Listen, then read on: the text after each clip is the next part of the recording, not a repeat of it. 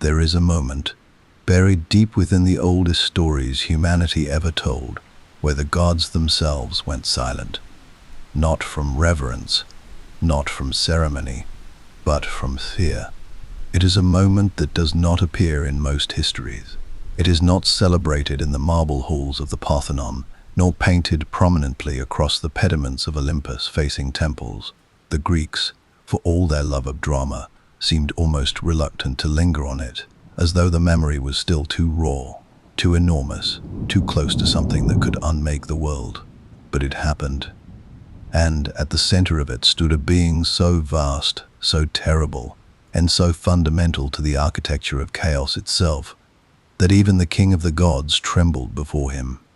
His name was Typhon, and before we say anything else about what he was, before we speak of his 100 serpent heads, his voice like the howling of every beast that ever lived, or the mountains that shook when he drew breath, we should first understand what it meant that he existed at all. In the Greek cosmological tradition, the world was always in the process of becoming. Creation was not a single divine act, concluded and sealed. It was an ongoing struggle, a tension between order and the forces that preceded it. The Titans had been that tension once. The giants had been that tension. But Typhon was something older and stranger than either. He was the final argument that chaos made against the very idea of a structured universe. He was, in the truest sense, the last great darkness, born of Gaia, the earth herself, and Tartarus, the bottomless abyss below even the underworld. Typhon carried within him the double inheritance of the world's deepest foundations and its most ancient grief. His mother, Gaia, bore him in fury. Some ancient sources tell us she was angered by the defeat of her children, the giants, at the hands of the Olympians, and so she reached down into the deepest place imaginable, into Tartarus, the primordial void, the place that was not even a place but a condition of endlessness. And from that union, she brought forth Typhon, sure, not as a punishment, as an ending. He was described across ancient texts with a consistency that is itself remarkable, as though every writer who encountered the myth felt the same instinctive need to convey overwhelming scale. His body, from the waist down, was a tangle of enormous viper coils that hissed and struck and filled the sky with sound. From his shoulders rose 100 serpent heads, or dragon heads, depending on the telling, each one capable of breathing fire, each one emitting a different and terrible sound, the barking of dogs.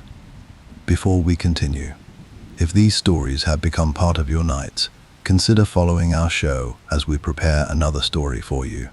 Thank you, and enjoy the rest of the story. The roaring of lions, the hiss of serpents, the bellowing of bulls. He was not merely a monster, he was every monster, compressed into a single, impossible form. And he was not simply destructive in the way that storms are destructive, blindly and impersonally. Typhon was purposeful. He marched on Olympus. He challenged Zeus directly, and in some of the most arresting passages in all of ancient mythology, he won. At least for a time, he tore the sinews from Zeus's hands and legs, leaving the king of the gods helpless, hidden in a cave, his power stripped away. The other Olympians, overwhelmed, fled. They fled to Egypt, the myths tell us, disguising themselves as animals to avoid his wrath. Even Ares, the god of war, even Apollo, even Athena, goddess of wisdom and strategy. They ran. This is the detail that should stop us, because these are not minor deities. These are the beings who govern the fundamental forces of the cosmos: war, wisdom, the sun, the hunt, the sea. And a single creature sent every last one of them scattering across the known world in disguise and desperation. What followed? The recovery, the return, the final confrontation between Zeus and Typhon beneath the volcanic weight of Mount Etna is a story we will spend considerable time with. But Typhon's significance does not end with him, because even in defeat, even buried beneath the earth, he left the world permanently altered. His children, creatures like the Linnaean Hydra, the Nemean lion, Cerberus, the Chimera, the Sphinx, and the Colchian dragon that guarded the Golden Fleece, became the very monsters that defined the heroic age of Greece. Every great hero who ever proved himself did so, in some measure, against the legacy of Typhon. He was not merely a story. He was the shadow that made every other story possible. So let us go back, slowly, carefully, to the beginning of that shadow, to the earth trembling as something beneath it woke, to the moment the gods looked toward the horizon and understood, for the first and only time, that they might lose everything. Let us begin with Typhon. To understand Typhon, you cannot begin with Typhon. You have to begin earlier, much earlier. You have to begin in the age before the age of gods, before Zeus held his thunderbolt, before the sun moved on its ordered course across the sky, before there was such a thing as a law of nature to be broken. You have to begin in that vast, unhurried darkness that the Greeks called the first condition of everything. And you have to understand what it felt like in the mythological imagination of the ancient world for that darkness to be disturbed. The Greeks conceived of existence as a series of violent inheritances. Power did not pass gently from one generation to the next. It was seized. It was fought for.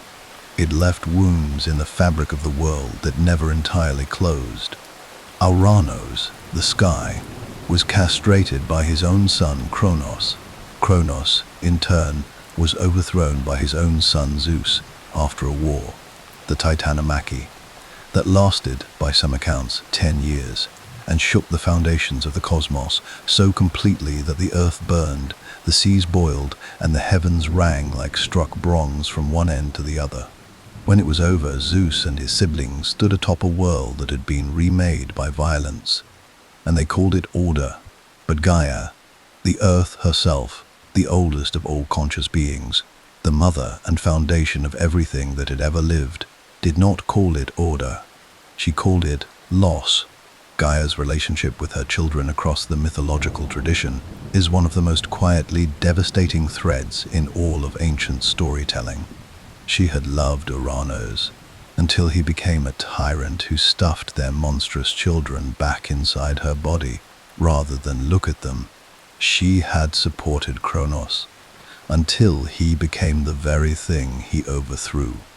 She had guided Zeus, had told him the secrets he needed to win, until Zeus became another king of the sky who would not listen, who dismissed her counsel, who looked at the children she still loved and called them enemies. The Titans were her children. The giants were her children. And when the Olympians destroyed them, again and again, in war after war, across the long, violent history of divine succession, Gaia absorbed each loss like a wound that went all the way down to her core. The Gigantomachy, the war between the Olympians and the giants, was the final rupture. It was not merely a battle. For Gaia, it was the last time she would petition the new order for the survival of her own blood. The giants had risen, enormous and proud and terrible, and they had been put down, with Heracles' help, without which the gods could not have won. The Olympians had secured their dominance permanently. The age of divine succession, of overthrow and counter-overthrow, was over, and Gaia, in her grief and her fury, went somewhere no one else could follow. She went down. Down past the roots of mountains, down past the caverns where the Titans were imprisoned, down past the rivers of the underworld, past the fields of asphodel, past every recognizable layer of existence. She went all the way down to Tartarus. Not the god, not quite, but the place, the condition, the absolute bottom of everything. The Greeks imagined Tartarus as so deep beneath the earth that a bronze anvil dropped from the surface would fall for 9 days and 9 nights before reaching it. It was not merely a prison, it was the negation of place itself. The absence of light, of warmth, of direction, of time as anything other than an endless accumulation of darkness. And there, in that absolute depth, Gaia conceived Typhon. The ancient sources are not entirely unified on the precise mechanics of this union. Some describe Tartarus as a primordial god, a being of sorts, while others treat him more as a vast impersonal force, the way we might speak of gravity or entropy. But what every telling agrees on is the intention behind the act. This was not an accident of nature. This was Gaia making a deliberate choice. She was not simply mourning her children. She was engineering an answer to the gods who had destroyed them.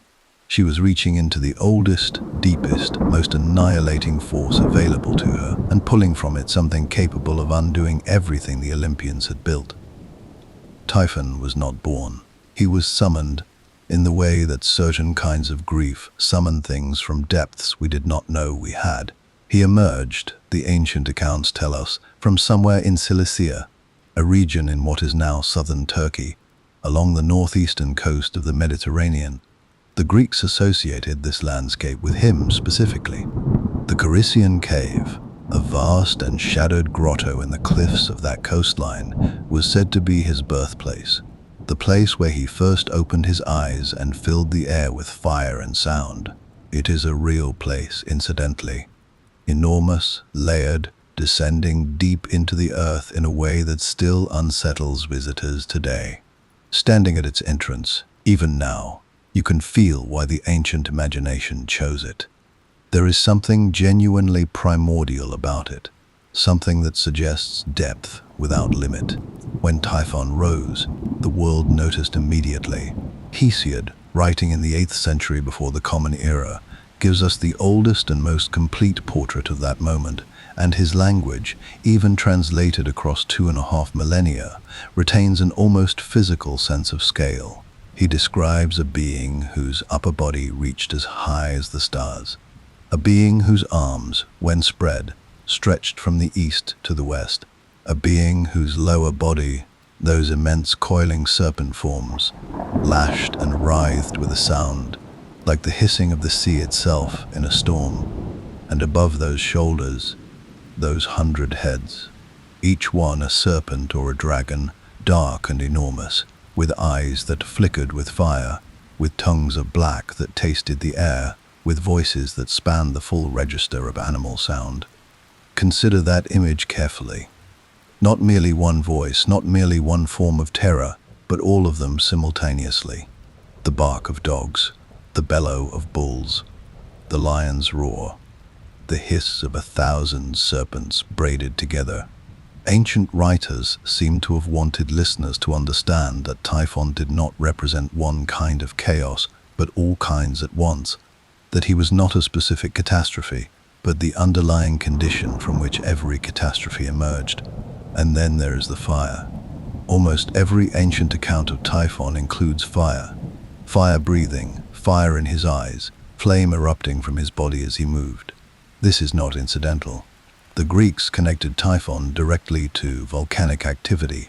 Mount Etna, the great volcano on the island of Sicily, was understood to be the location of his eventual imprisonment, and the eruptions that periodically shook the ancient Mediterranean world were explained as Typhon turning beneath the mountain, still struggling, still trying to rise. When Etna erupted, Typhon was angry. When the earth shook, Typhon was moving. He was not simply a monster from the past. He was an ongoing presence, a constant reminder that the earth itself had not yet fully accepted the Olympian order. This is one of the things that makes Typhon so different from other monsters in the Greek tradition. He is not simply dangerous. He is cosmologically significant in a way that the Hydra or the Minotaur, for all their terror, are not. Those creatures are problems to be solved. Typhon is a question, the oldest question, the one the cosmos keeps asking no matter how many times it seems to be answered. What if order fails? What if the structure we have built over the void is not as permanent as we assumed. What if the darkness at the bottom of everything still has something to say? Gaia believed it did, and so she gave it a voice. What that voice said when it finally opened its 100 mouths and turned its fire toward the mountain where the gods lived, that is where our story is about to go. Because Typhon did not simply appear and rage blindly. He moved with intention. He climbed. He called out his challenge.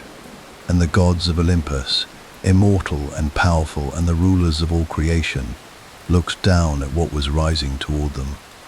And one by one, they ran.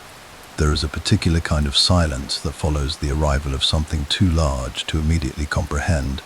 Not the silence of peace. Not the silence of awe exactly, though awe is somewhere inside it. It is the silence of every instinct in a living creature arriving at the same conclusion at the same moment. The conclusion that what stands before you is beyond the reach of anything you currently know how to do. It is the silence before the running starts. That is the silence that fell over Olympus when Typhon came. And what makes this moment so extraordinary, so quietly devastating in the way that only the oldest myths can be, is who experienced that silence. These were not mortals. These were not heroes with human hearts and human fears, standing at the edge of a battlefield and measuring their chances. These were the Olympians. These were the beings who had already survived one cosmic war against the Titans, a war that lasted a decade and scorched the sky from one end to the other. These were gods who governed the fundamental forces of existence: the sun, the sea, the earth's harvest, the arc of every arrow ever fired, the turning of fate itself. Immortal, untouchable, supreme. And when Typhon rose above the horizon, they ran. It is worth sitting with that for a moment before we move through it.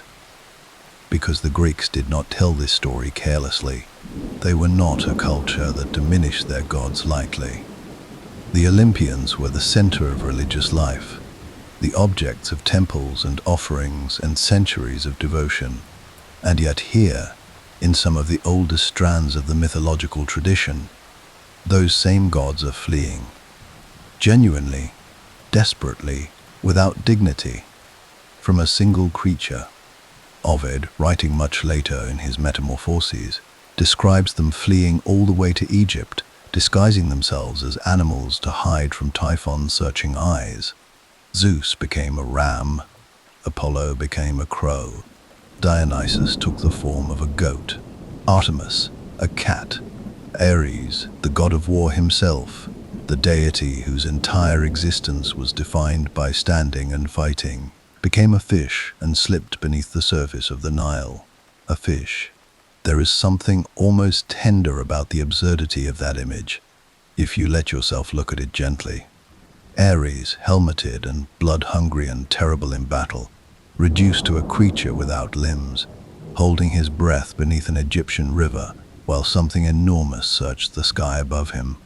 It reads, on the surface, as comic, but underneath the comedy is something the Greeks understood very well, that even the greatest power in the known world has a threshold, and that Typhon existed beyond it, that the gods were not diminished by their fear of him. They were, in a strange way, defined by it, because only something truly and incomprehensibly dangerous could do to the gods what no army, no titan, no previous force in creation had managed to do. It could make them small, but not all of them ran immediately. And this is where the myth deepens in a direction that is almost unbearable to contemplate. Zeus stood. Whatever else you want to say about the king of the Olympians, and the myths give us reason enough to say many complicated things about him. In this moment he did not flee. He gathered his lightning bolts, those forged weapons of divine electricity that had toppled Kronos and sealed the victory of the Titanomachy, and he went to meet Typhon on the slopes of the earth. The initial engagement, many ancient sources agree, went badly for the monster. Zeus struck him again and again with his thunderbolts, driving him back, scorching those 100 heads, filling the sky with fire and sound. And for a time, perhaps in those first overwhelming moments of the confrontation, it seemed as though the king of the gods would simply do what the king of the gods was supposed to do. He would win, and it would be over, and the story would end here. But Typhon did not fall. He absorbed the lightning. He pressed forward through the fire. And then he did something that no enemy of Zeus had ever managed to do before.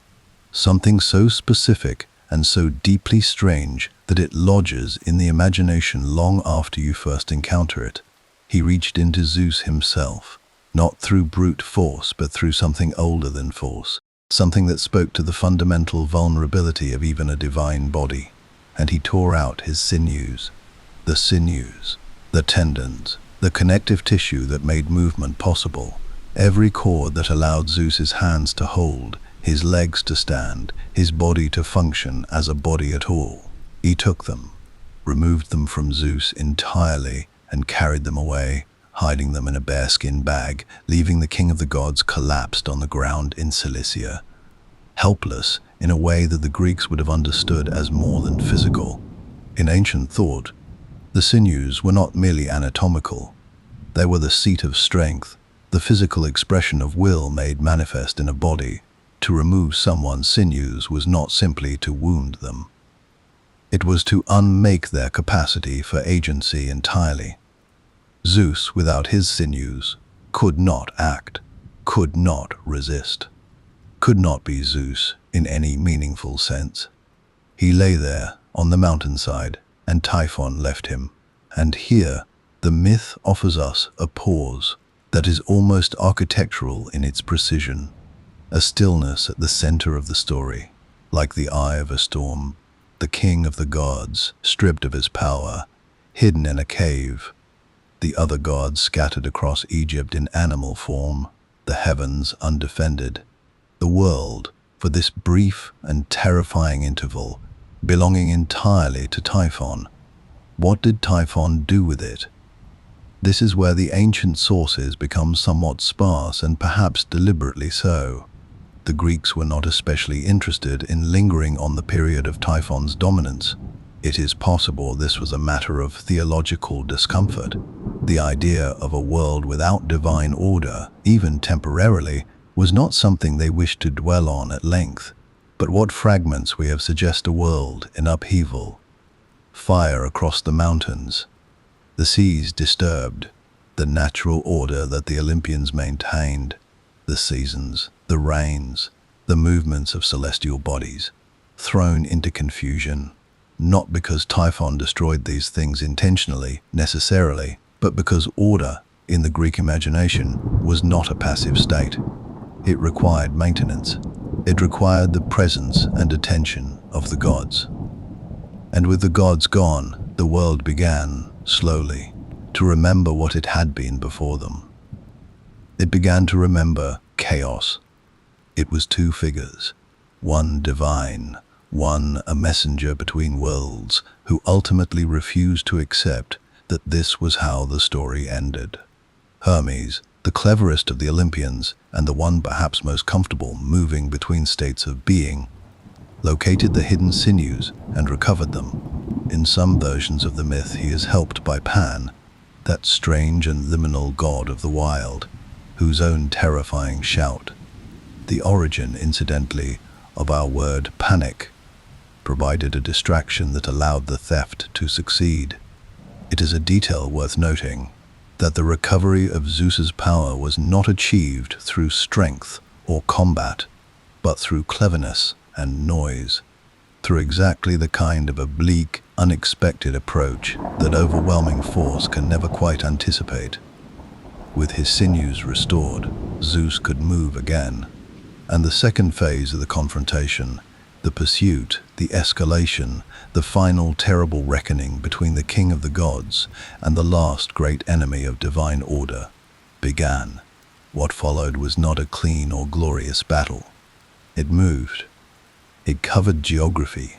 It spilled across the landscape of the ancient Mediterranean world in a way that left permanent marks, places named for what happened there, mountains altered by the forces that passed through them, the earth itself reshaped by the collision of two beings whose conflict was too large for any single location to contain. Typhon threw mountains. Zeus answered with fire from the sky. The seas boiled where lightning struck the water.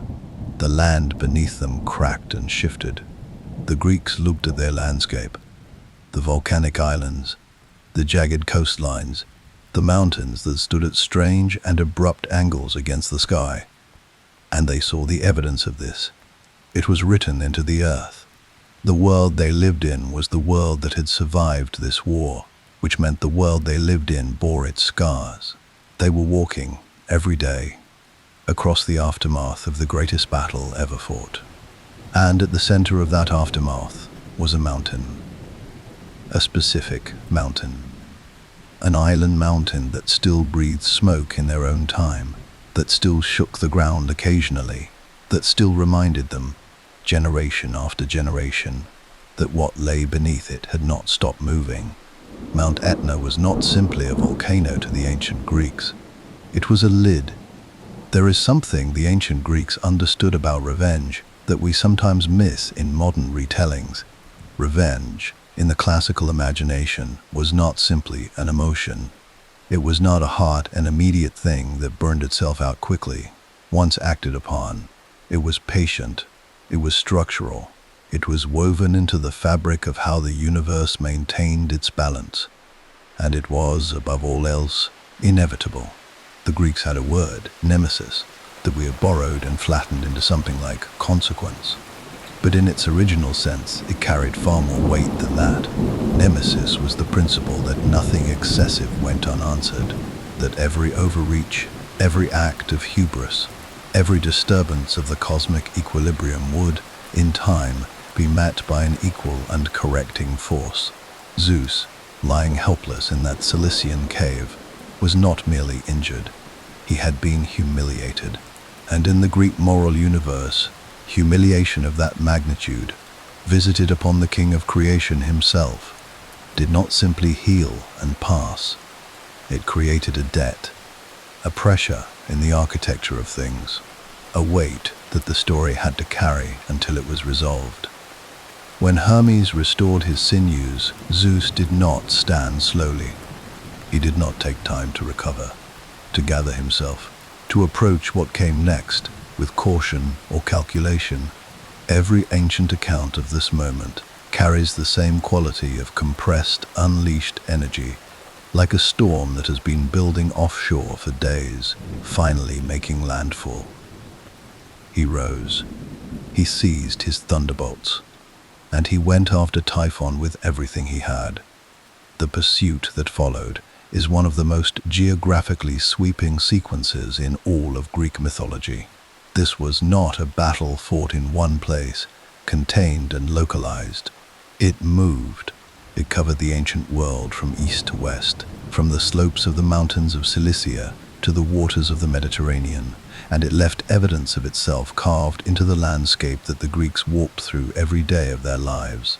This is one of the things that distinguishes the Typhon myth from so many others. It is not merely a story, it is an explanation, an origin, a key to reading the physical world as a text in which the oldest conflict ever fought is still legible, if you know how to look.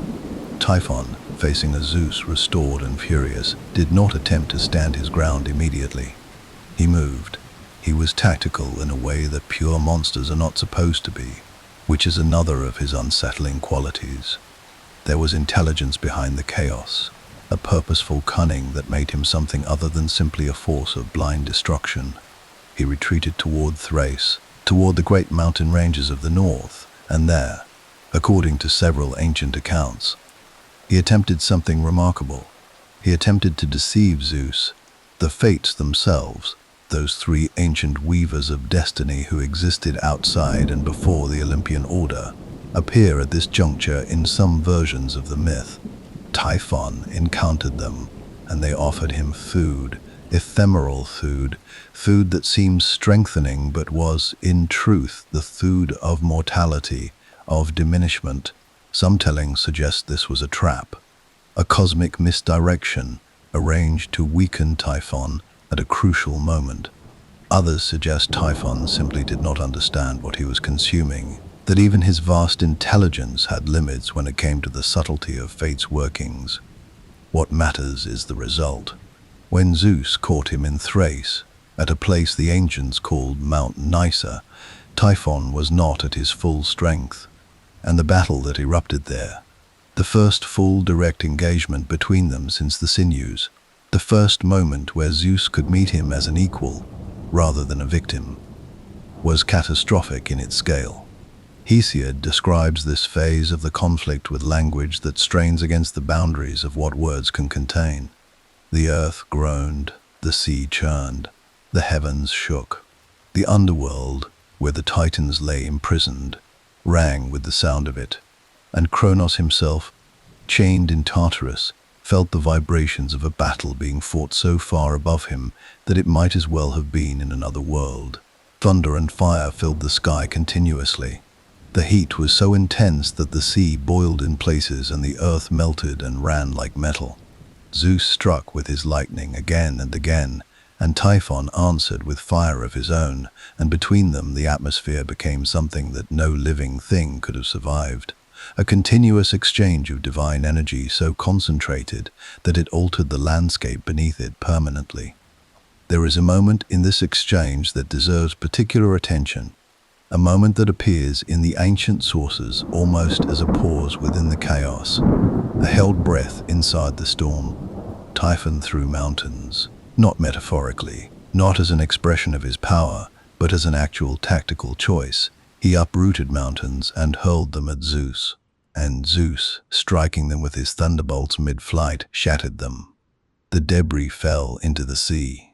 The Greeks pointed to specific islands, formations in the Aegean and the waters around Sicily, and identified them as the remains of mountains that Typhon had thrown and Zeus had destroyed. The landscape of the Mediterranean was, in this reading, a kind of geological record of the battle. Every strange rock formation, every abrupt island, every place where the sea floor rose unexpectedly close to the surface was a fragment, a remnant, the rubble of the last war between creation and the force that opposed it. Typhon, pressed back and back across the landscape, made his final stand on the island of Sicily. And here the myth arrives at its most enduring image. The image that the Greeks returned to again and again, that subsequent civilizations built upon, that still carries an almost visceral weight even now. Zeus pursued Typhon to Sicily, and there, above the slopes of the great volcano that dominated the island's eastern coast, he brought his full power to bear. Not just his thunderbolts, though he used those too.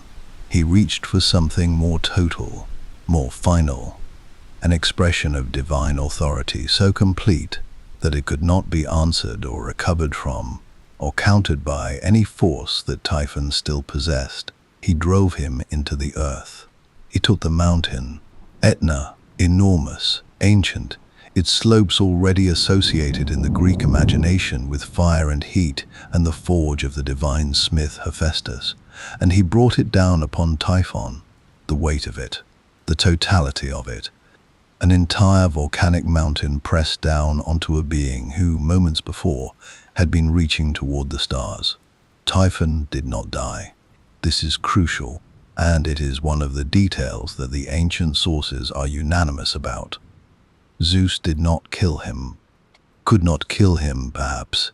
He was, after all, the son of Gaia and Tartarus, born from the two most ancient and fundamental forces in existence, and things of that depth do not simply cease. Instead, he was pinned, held, buried beneath the mountain in a prison that was simultaneously physical and cosmological, the weight of the earth itself pressing down on him, Etna's volcanic heat, the expression of his own fire turned inward, the mountain's periodic eruptions, the evidence that he still breathed, still raged, still turned in his imprisonment without ever being able to rise. The Greeks lived with this. Quite literally, the eruptions of Etna, which were frequent enough in the ancient world to be a regular feature of Sicilian life, were understood not as geological events, but as communications. When the mountain shook, Typhon was moving. When it erupted, he was angry. When lava flowed down its slopes, and the sky above Sicily turned red, and the ash drifted across the sea as far as the Greek mainland. Those were the breaths of something beneath the earth that had not accepted its defeat, that had not stopped fighting, that was still, after all the centuries, after all the prayers and temples and civilizations built on top of the Olympian order, still there, still pressing upward, still remembering what it had almost had. And this, perhaps, is the most quietly profound thing about the ending of Typhon's battle with Zeus. It was not a conclusion, it was a containment. The problem was not solved. It was compressed. The chaos that Gaia had summoned from the bottom of everything was not eliminated from the world. It was placed beneath it. It was built upon. The entire structure of the Olympian order, the entire civilization that grew in the shadow of that order, was constructed atop something that had not been defeated so much as buried. Every temple, every city, every law and philosophy and work of art that the ancient Greeks produced, all of it sitting above Typhon, all of it, in some sense, an answer to him. There is a principle in storytelling, ancient and intuitive, that a villain is only as large as the shadow they cast after they are gone. By that measure, Typhon is incomparable, because while he himself lies buried, pressed beneath the weight of Etna, turning in the dark, breathing fire into the earth's crust, his shadow did not shrink when he fell. It spread. It moved outward from that volcanic prison and distributed itself across the whole of the Greek world in the form of his children, creatures so dangerous, so structurally important to the heroic tradition, that you cannot tell the story of Greek mythology's greatest heroes without telling the story of what Typhon left behind. Perseus, Heracles, Bellerophon, Oedipus, the names that define the age of heroes. Every single one of them walked, at some point, into the darkness that Typhon cast. Every single one of them was tested not by abstract danger, but by something with Typhon's blood in it, something that carried, in its body and its nature, a residue of that original chaos. Typhon's partner in this generational legacy was Echidna. She deserves a moment of her own before we proceed, because she is one of the most consistently underestimated figures in all of Greek mythology. Echidna, whose name means simply she, viper, was herself a being of enormous antiquity and power. Half woman, half serpent, she lived in a cave beneath the earth, and she was, by the explicit statement of Hesiod, immortal. Unlike so many monsters in the Greek tradition, she was never defeated, never slain, never overcome by a hero or a god. She simply persisted, ageless, patient, dwelling in her cave at the edge of the world. And she bore Typhon's children, and she watched them go out into the world, and she outlasted almost everything around her. There is something almost majestic about that persistence, something that suggests Echidna understood, better than anyone, that the legacy of what she and Typhon had made together was a long game. That chaos does not need to win every battle. It only needs to keep producing the battles. Together, they produced an astonishing number of them. The first, and in many ways the most symbolically resonant, was Cerberus. The three-headed dog who guarded the entrance to the underworld is so familiar to us now, so thoroughly absorbed into popular culture across 2.5 millennia, that it can be difficult to encounter him freshly, to feel the original weight of what he represented. But consider his function carefully. Cerberus did not guard the underworld from the outside. He guarded it from the inside. His purpose was not to prevent the living from entering, though he did that too, but to prevent the dead from leaving. He was the lock on death itself, the guarantee that the boundary between the living world and the world of the dead remained absolute, remained uncrossable in the direction that mattered most. Typhon's child stood at the threshold of mortality and held it closed, and the one labor that required a hero to face Cerberus directly. Heracles, descending into the underworld to drag the great hound upward into the light, was understood by the Greeks as perhaps the most profound of all the 12 labors. Not the most physically demanding necessarily, but the most metaphysically significant, because what Heracles did when he wrestled Cerberus and brought him briefly into the world of the living was something that even the gods did not casually attempt. He crossed the boundary between life and death and came back. He challenged the lock that Typhon's son represented, and even then he returned Cerberus afterward. The lock was put back, the boundary held. Then there was the Linnaean Hydra. If Cerberus represented chaos as boundary, as the thing that enforces the most fundamental division in existence, then the Hydra represented chaos as regeneration, as the terrifying property of certain problems to grow larger when you attack them. The Hydra lived in the swamps of Lerna, near Argos, and it was a water serpent of enormous size with multiple heads. The ancient sources vary on the exact number, ranging from 5 to 9 to 50 depending on the telling, which is itself suggestive, and the central, defining feature of its existence was this: cut off one head, and 2 grew back in its place. This is not simply a dramatic detail for a monster, it is a philosophical proposition. The Hydra embodies the experience of fighting something that your fighting makes stronger. It is the incarnation of the kind of problem that conventional force cannot solve. That meeting head-on with direct and obvious application of strength only makes worse. Heracles discovered this quickly. He hacked, and the heads multiplied, and the swamp filled with the writhing necks, and he was, for a time, losing. It took the intervention of his nephew Iolaus, the fire, the cauterization of each stump before new heads could grow, to find the approach that worked. It took, in other words, a change of method, an abandonment of the obvious solution in favor of something more lateral, more careful, more precise. Typhon's daughter required Heracles to become smarter than his own strength. The Chimera came next in the lineage, and she is perhaps the most visually arresting of Typhon and Echidna's children. A creature that the ancient sources describe as lion in the front, goat in the middle, and serpent at the tail, breathing fire from her lion's mouth.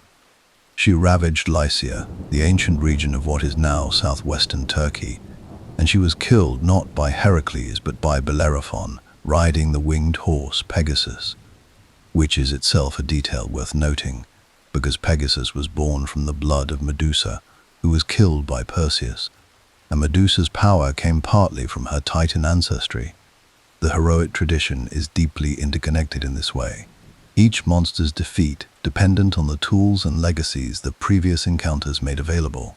The Chimera's significance, beyond her spectacular form, lies in what she represents in the Greek imagination, the impossible combination, the thing that should not be able to exist because its components are contradictory.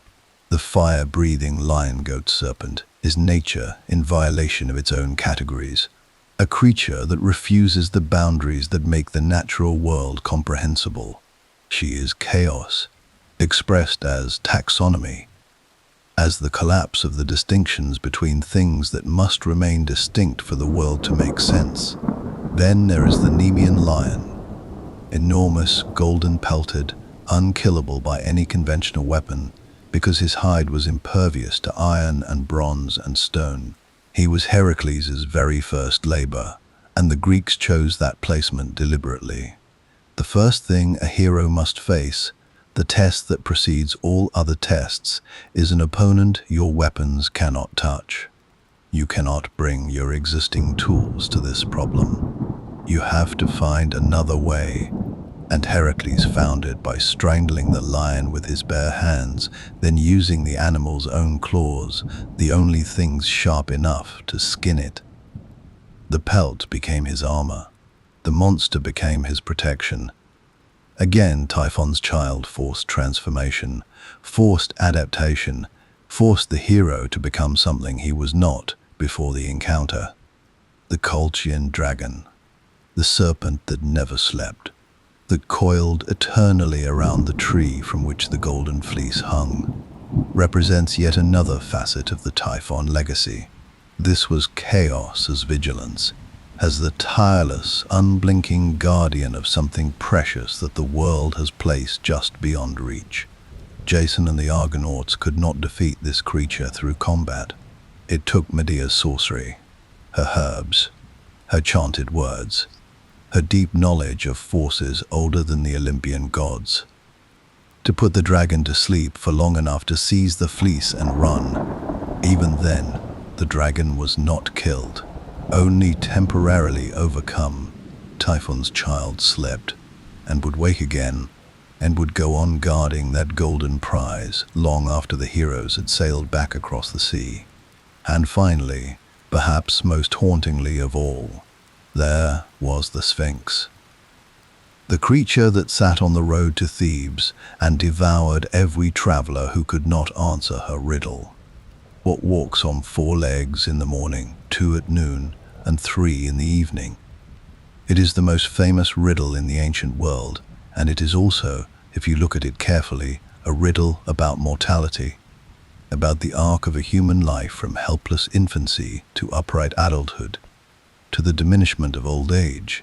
The Sphinx, lion-bodied, woman-faced, winged, patient, asked every person who approached Thebes to confront the shape of their own existence, to name what they were, to look directly at the trajectory of a human life without flinching. Only Oedipus answered correctly, and the Sphinx, defeated, threw herself from her rock and shattered on the ground below. But the answer, man, is not a triumphant answer. It is a melancholy one. It says, we are the creatures who begin in weakness, rise briefly into strength, and return to weakness again. It says, this is what we are. This is the whole of it. Typhon's daughter made the greatest king of Thebes look at that truth before she would let him pass. And still, even answered, even defeated, she left him walking into a life that would destroy him. There is a question that sits beneath every great myth, patient and still, waiting for the noise of the story to settle before it can be heard. It is not a question about plot. It is not a question about who won or who lost, or which hero proved himself against which monster on which particular stretch of ancient coastline. It is the question that the myth was always really about, the one that made ordinary people, in ordinary lives, feel that a story about gods and monsters was somehow also a story about them. For Typhon, that question is this: what do we do with the chaos we cannot destroy? Because that is precisely what the Greeks encoded in this myth, with a precision that becomes more remarkable the longer you look at it. They did not give Zeus a clean victory. They could have. They gave Zeus clean victories elsewhere, against the Titans, against various other threats and challenges that arose across the long history of the Olympian order. They knew how to write a satisfying conclusion. But with Typhon they chose not to. They chose, deliberately and consistently across every version of the story, to end the conflict not with destruction, but with containment, not with elimination, but with burial. The chaos is still there. It has always been still there. The entire civilization is built on top of something that has not been solved, only compressed, only weighted down, only held in place by the accumulated mass of everything that came after. This is not an accident of narrative. This is a cosmological position. The Greeks were, in many ways, the most honest of the ancient civilizations when it came to the nature of order. They did not pretend that order was natural, that the universe tended towards structure and harmony without effort, without maintenance, without constant vigilance against the forces that opposed it. They had looked at their world, at the earthquakes that swallowed cities, at the volcanic eruptions that buried coastlines, at the storms that shattered fleets and the droughts that ended kingdoms, and they had understood something that required a Typhon to express. Order is not the default state of things. It is an achievement, a continuous, effortful, never quite finished achievement, maintained against a backdrop of chaos that has not gone anywhere and is not going anywhere. Etna still smokes. The earth still shakes. Typhon still breathes. And yet, the temples stand, the harvest comes, the sun rises on its ordered course each morning and sets each evening in its proper place. The gods hold, the structure holds. This is what the myth is really saying. Not that chaos was defeated, but that order is possible anyway. That you can build something real and lasting and beautiful on top of ground that shakes. That the fact of Typhon's existence beneath everything does not make everything above him worthless or fragile or doomed. It makes it remarkable. It makes the achievement of civilization, the achievement of any sustained and structured thing in a universe that trends toward dissolution, something genuinely worth honoring. The Greeks built temples on volcanic islands. They established city-states in earthquake zones. They planted olive trees on the slopes of mountains that periodically shook. And when asked why, when asked how, they could invest so deeply in permanence in a landscape that so clearly advertised its own impermanence. The myth of Typhon was part of the answer. Because we have always known what is beneath us. We have always known the ground is not entirely safe. We build anyway. We build because of that knowledge, not in ignorance of it.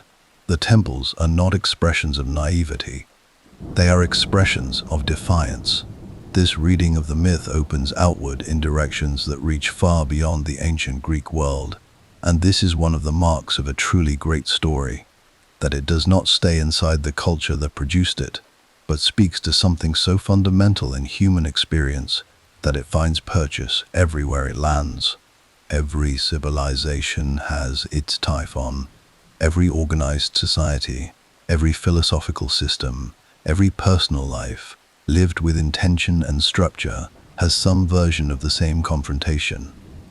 The encounter with a force of chaos so large that it cannot be eliminated, only managed, only contained, only, with great effort and continued vigilance, held at a depth where the weight of everything built above it keeps it from rising. The Stoic philosophers, who came several centuries after Hesiod, and who were deeply shaped by the Greek mythological tradition even when they were transforming it, had a concept they called amor fati, the love of fate, the embrace of what is, including what is terrible, including what cannot be changed. There is something of this in the Typhon myth.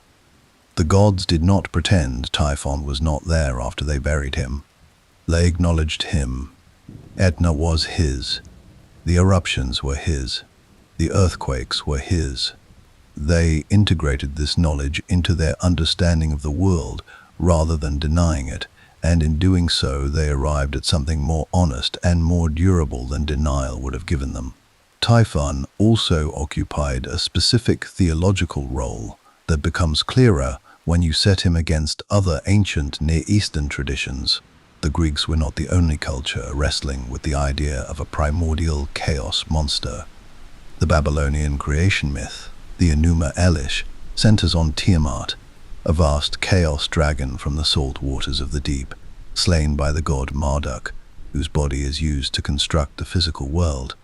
The Canaanite tradition has Yam, the sea, and Lotan, the great serpent, both of whom are defeated by the storm god Baal in a conflict that clearly echoes the Typhon-Zeus encounter. The Vedic tradition has Vritra, the great serpent who withholds the waters of the world until Indra slays him with his thunderbolt. The parallels are not coincidental. Scholars have traced a common mythological inheritance across the ancient world, a pattern that appears again and again in different cultural garments, but always carries the same structural bones. Storm god versus chaos serpent. divine order versus primordial darkness. The thunderbolt against the coiling, fire-breathing enormity from the deep. What makes the Greek version distinctive? What makes Typhon specifically interesting against this broader background is precisely that ending. The Babylonian Tiamat is killed, her body dismembered and used as raw material for creation. The Canaanite Yam is defeated and drowned. The Vedic Vritra is slain, and the waters flow free. In each of these traditions, the chaos monster is finished, done. Removed from the ongoing equation of the world, Typhon breathes. He is still there, still turning, still pressing upward against the weight of the mountain, still sending his breath up through the volcanic vents of Etna, as smoke and fire and periodic, world-shaking eruption. The Greeks looked at their neighbors' myths and their neighbors' tidy conclusions, and they told a different story. They said, no, it does not end. The chaos does not get eliminated. It gets buried, and the world gets built on top of it. And the eruptions keep coming. And you learn to live with that. You learn to read the smoke on the horizon not as a sign that all is lost, but as a reminder that order requires maintenance, that the gods must keep attending to the weight they have placed on the mountain, that the work of civilization is never finished, because what it is built over is never finished either. There is a word in Greek, hubris, that we have borrowed and simplified into something like arrogance. But in its original context, it carried a very specific meaning, the overreach that comes from forgetting what you were built over. The pride that mistakes the temporary stability of the ground beneath your feet for a permanent condition.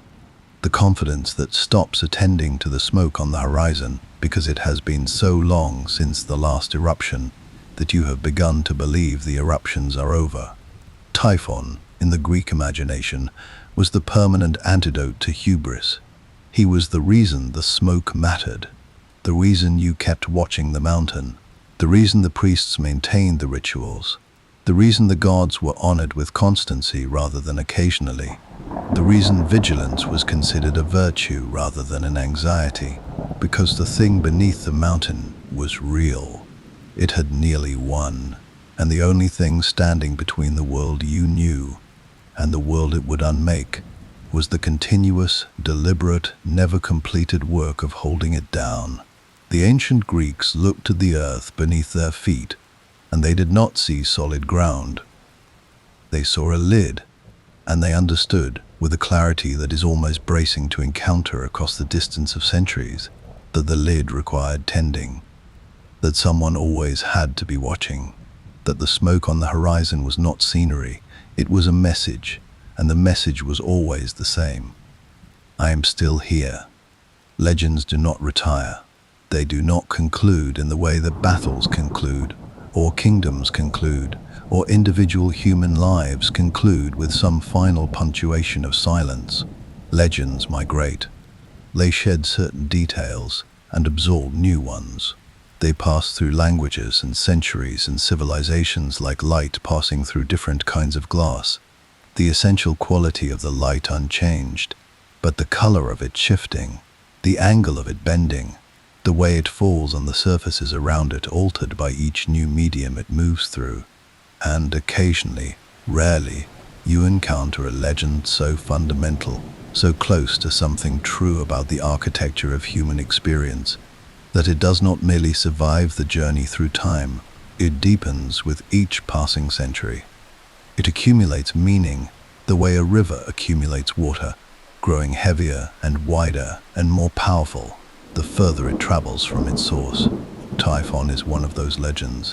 When Rome absorbed the Greek mythological tradition, as it absorbed so many things, with that characteristic combination of military thoroughness and genuine cultural hunger, Typhon came with it.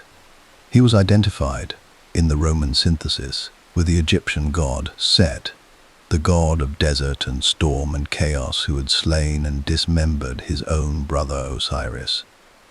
The identification was not arbitrary.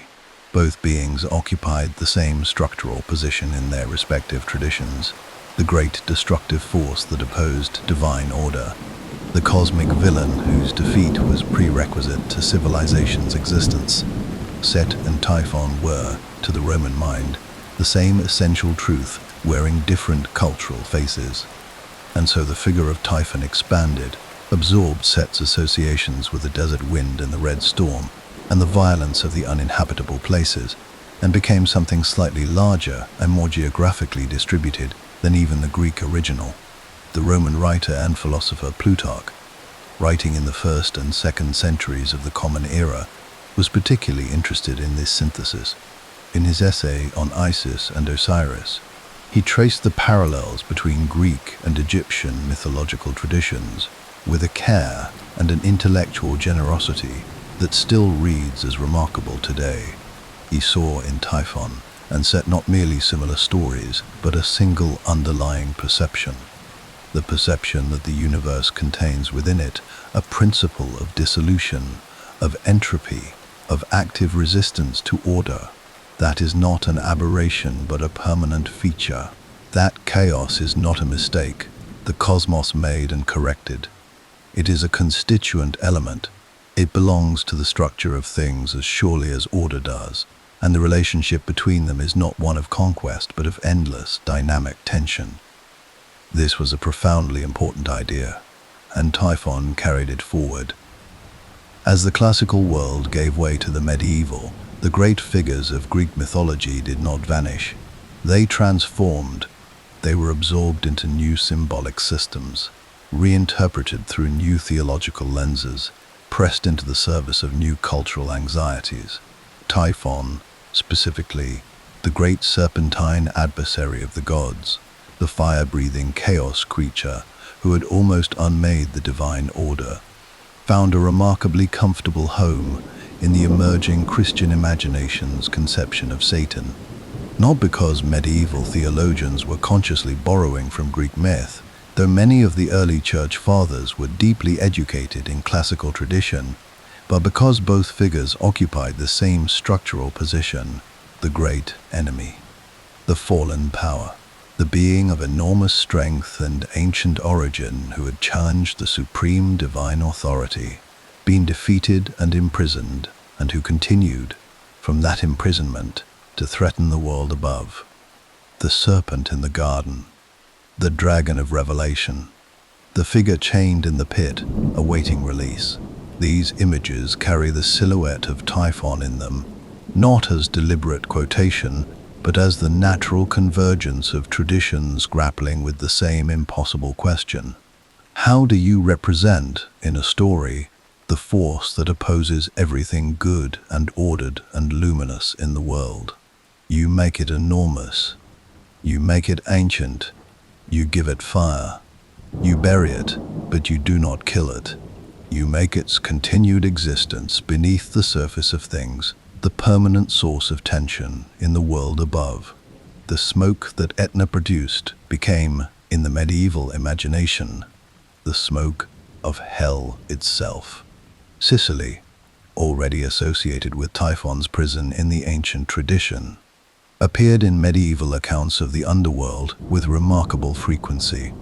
St. Gregory the Great, writing in the 6th century, described reports of souls being cast into the volcanic vents of Etna and Stromboli.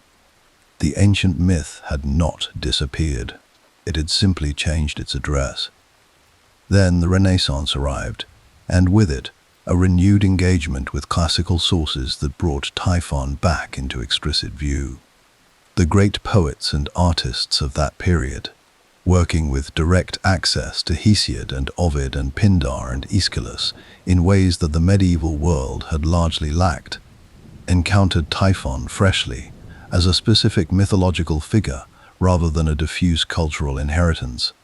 Milton's Paradise Lost, which stands as perhaps the greatest synthesis of classical and Christian cosmological thinking in the English language, contains Satan's fall and imprisonment in terms that echo the Typhon myth with extraordinary precision. The brightness before the fall, the war in heaven, the imprisonment beneath the earth. the ongoing malevolence directed upward at the world that continues without him. All of it carries the structural DNA of the oldest Greek account of what happened beneath Mount Etna. Milton almost certainly knew this. He was, by any measure, one of the most classically educated writers in the English tradition, and he wove his sources together with the confidence of a writer who understood that he was not borrowing but continuing, that the story of the great cosmic adversary was a single long story that humanity had been telling since before writing existed, and that his task was to add his era's voice to it rather than to invent something new from nothing. And so the legend traveled on into the Romantic period, where Typhon resurfaced in the imagination of poets who were deeply attracted to the figure of the sublime adversary, the being of enormous power who defies the established order and suffers for it. Percy Bysshe Shelley's Prometheus is not Typhon, but he inhabits the same imaginative space, chained, enduring, undefeated in spirit, even in physical imprisonment, a rebuke to the authority that imprisoned him simply by continuing to exist. The Romantic movement's fascination with this figure was not coincidental. It arose in an era of political revolution, of established orders being challenged and sometimes toppled, of a widespread cultural questioning of whether the gods, or their earthly equivalents, truly deserved their thrones. Typhon, in that context, became almost sympathetic. The chaos beneath the mountain was not simply destructive, it was also the energy of change, the force that refused to accept the current arrangement of power as final or just.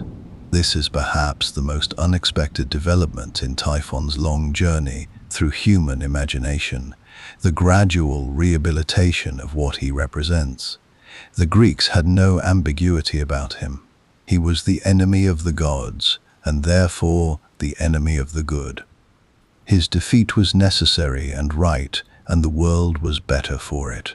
But the further his story traveled from that original context, the more complicated his meaning became, because every civilization that encountered him brought its own relationship with authority, its own experience of what official order had done to unofficial lives, its own complicated feelings about whether the structure above the chaos was always as just as it claimed to be. And Typhon, buried but breathing, became a mirror for all of it. Today, his name survives in our language in a form so common we rarely pause to consider its origin. Typhoon. The great rotating storms of the Pacific, those enormous spiral systems of wind and water that can span hundreds of miles and carry enough energy to reshape coastlines. They bear his name. The connection came through Arabic and Portuguese and the maritime traditions of the Indian Ocean trade routes, which had their own ancient words for great storms that merged with the Greek typhon somewhere in the long history of cultural contact along those routes. But the intuition behind the naming is ancient and true. The typhoon is exactly what Typhon represented, a force of enormous, organized chaos, a thing of terrifying scale and power that operates according to its own internal logic while remaining indifferent to everything in its path. A reminder, delivered periodically from the sky, that the ordered world is permeable, that the chaos has not gone anywhere, that it circles, always, at the edges of the structures we build to keep it out. And so we return, at last, to where we began, to that particular silence that falls over a world when something too large to immediately comprehend arrives at its edges. The silence that the Olympians experienced when they looked toward the horizon and saw Typhon rising. The silence before the running starts, before the courage comes back, before the long and costly work of containment begins again. It is a silence that every generation hears in its own way, in its own time, directed at its own version of the thing that cannot be destroyed, only buried, only weighted down, only held in place by the accumulated mass of everything that came after. We hear it in the storms that bear his name, We feel it in the ground that shifts beneath our feet. We see it in the smoke that rises from the mountain, quiet and steady and patient, carrying its message upward through 2,500 years of human history without ever once changing what it has to say. I am still here. Build anyway. Build anyway.